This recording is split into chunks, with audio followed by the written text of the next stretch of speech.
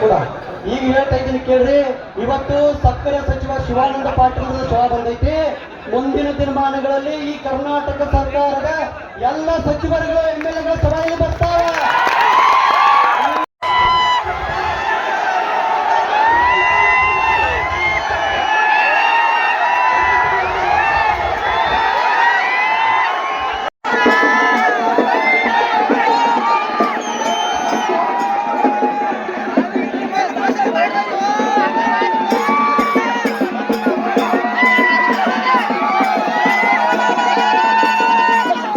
ಕೂಡ ಈಗ ಹೇಳ್ತಾ ಇದ್ದೀನಿ ಕೇಳ್ರಿ.